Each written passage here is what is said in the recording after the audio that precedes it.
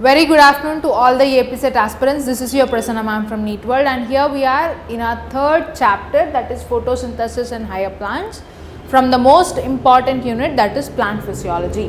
So first, with respect to this chapter, what you have to cover, you have to keep it in your mind, like what you have to cover, all the concepts that you have to cover from this chapter, you have to have a clear idea about this. Fine, right? All the concepts that you are going to cover from this chapter, just go through this. This is a common chapter both for your NEET and MSET. Fine, right? And what are the concepts that you have to cover here is the first and foremost chapter, the first and foremost concept is your early discoveries. Like, who said that these raw materials are required for the process of photosynthesis? What is the product of photosynthesis? How is that happening? Who discovered oxygen? Who discovered action spectra and absorption spectra? All the early discoveries that are given in the beginning of this chapter are important. Followed by action spectra and absorption spectra, the graphs which are given, both action spectra and absorption spectra are important. And then followed by photosynthetic pigments by looking into light harvesting complexes, followed by the organelle of the chloroplast, okay, followed by chloroplast organelle. After this, what you are going to learn? Chloroplast organelle, and then after learning the chloroplast organelle in detail, you have to move on to locations of light reaction and dark reaction. Okay, locations,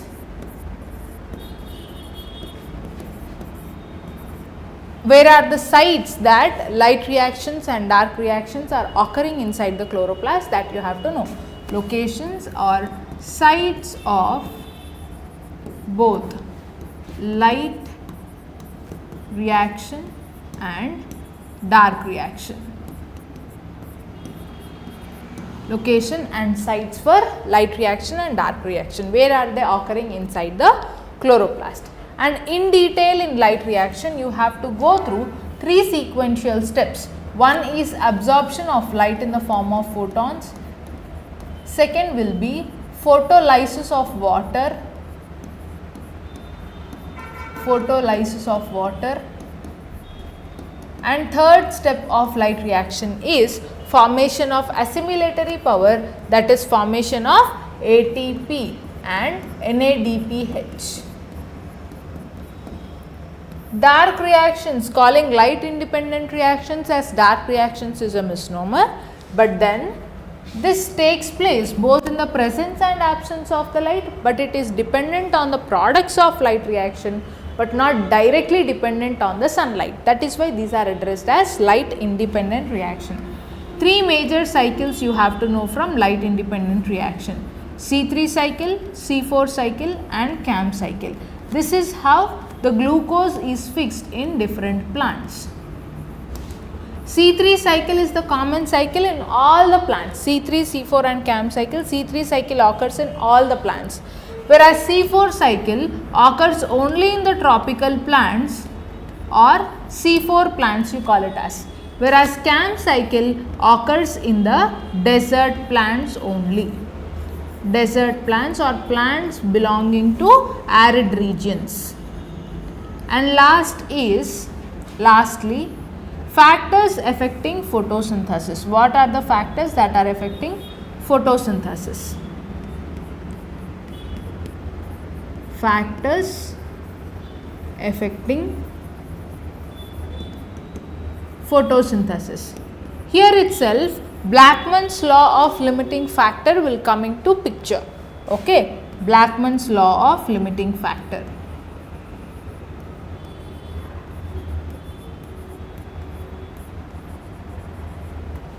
Clear till here? So these are the concepts that you have to exercise from this chapter. Now, first, what are the raw materials of photosynthesis? How photosynthesis occurs? This we will learn by taking a standard equation of photosynthesis. One standard equation of photosynthesis. What is the standard equation of photosynthesis? See here. Okay. It is 6 CO2 plus 12 H2O in the presence of sunlight, which I am taking in the form of photons, and chlorophyll. And what are the products formed at the end? Products formed at the end are glucose, C6H12O6 plus 6H2O plus 6O2.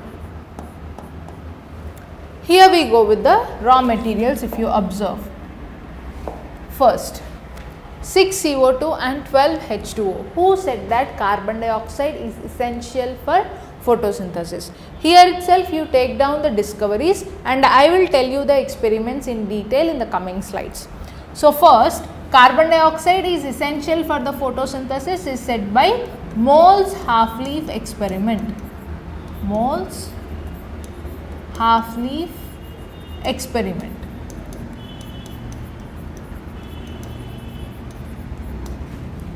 Water and sunlight are essential for photosynthesis, and oxygen is formed at the end of photosynthesis is said by Jan Ingenhousz.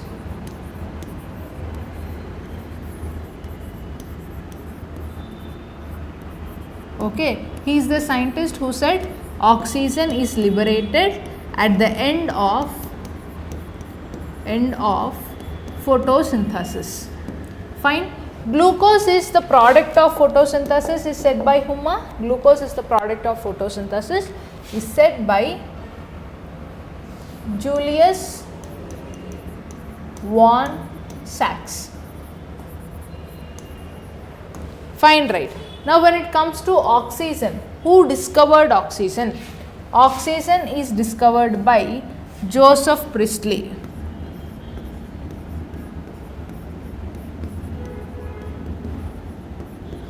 Joseph Priestley discovered oxygen.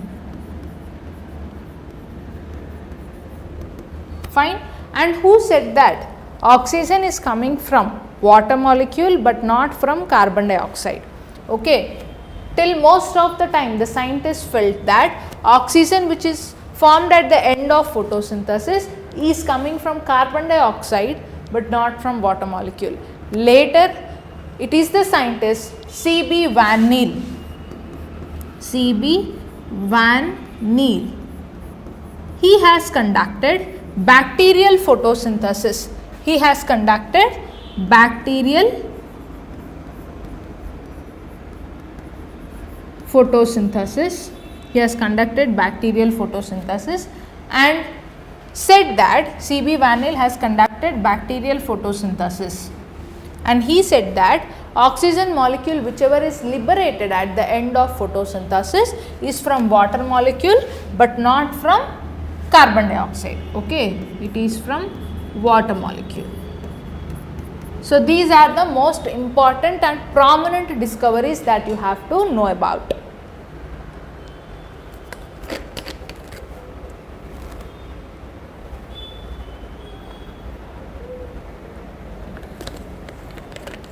Fine, right. Most important discoveries. Now we will see each discovery in detail. Discoveries of photosynthesis. Just now we have learned. Now we will see first that carbon dioxide is essential for photosynthesis, which is said by Moll's half-leaf experiment. Moll's half-leaf experiment.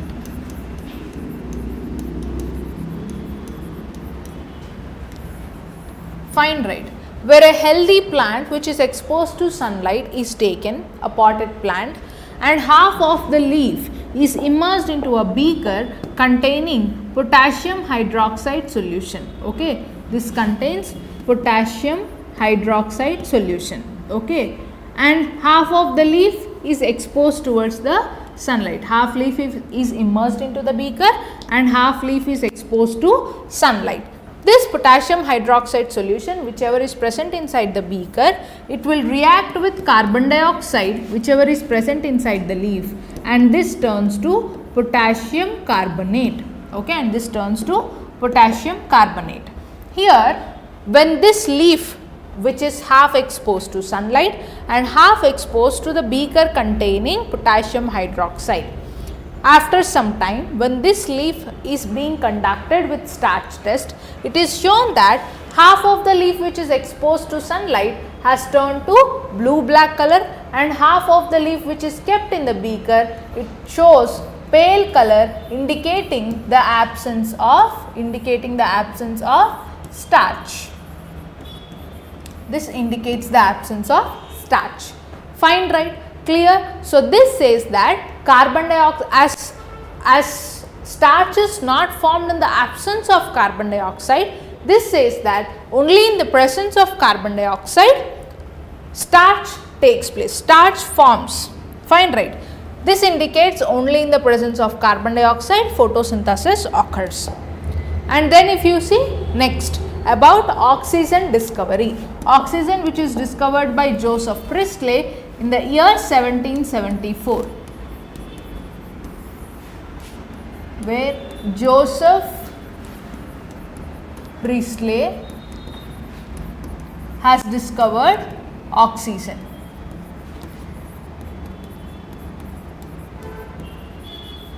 Fine, right? Oxygen discovery by Joseph Priestley in the year 1774.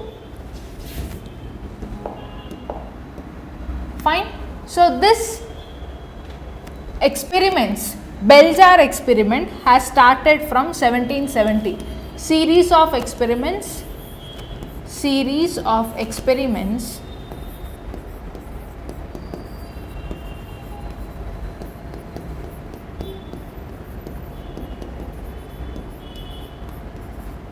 started from 1770.